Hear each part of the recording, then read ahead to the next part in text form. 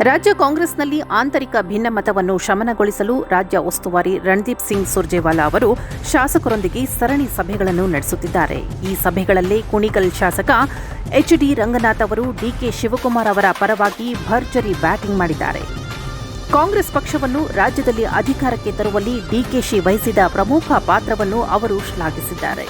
DK Shivakumar ಹಗಲಿರುಳು ಎನ್ನದೇ ರಾಜ್ಯಾದ್ಯಂತ ಪ್ರವಾಸ ಮಾಡಿ ಕಷ್ಟಪಟ್ಟು ಕಾಂಗ್ರೆಸ್ ಪಕ್ಷವನ್ನು ಅಧಿಕಾರಕ್ಕೆ ತಂದಿದ್ದಾರೆ.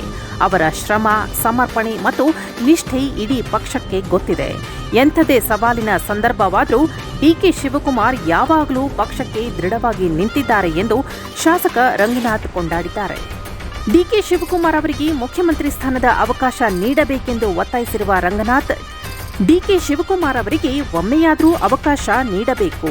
ಇದು ಕಾಂಗ್ರೆಸ್ನ ಒಗ್ಗಟ್ಟಿಗೆ ಮತ್ತು ರಾಜ್ಯದ ಅಭಿವೃದ್ಧಿಗೆ ಮಹತ್ವದ ಕೊಡುಗೆಯಾಗಲಿದೆ ಎಂದು ಸುರ್ಜೇವಾಲಾ ಮುಂದೆ ಹೇಳಿದ್ದಾರೆ ಎನ್ನಲಾಗುತ್ತಿದೆ.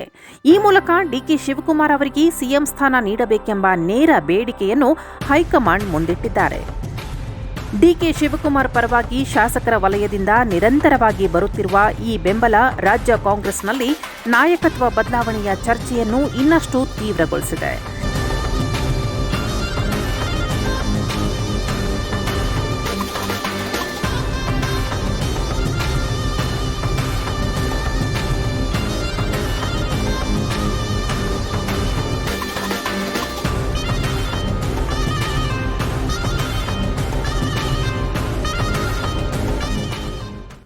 ಈಗಲೇ ಆಂತರಿಕ ಭಿನ್ನಮತದ ಸುಳಿಯಲ್ಲಿ ಸಿಲುಕಿರುವ ಕಾಂಗ್ರೆಸ್ ಹೈಕಮಾಂಡ್ ಈ ಬೇಡಿಕೆಗಳನ್ನು ಹೇಗೆ ನಿರ್ವಹಿಸಲಿದೆ ಎಂಬುದನ್ನು ಕಾದು ನೋಡಬೇಕಿದೆ.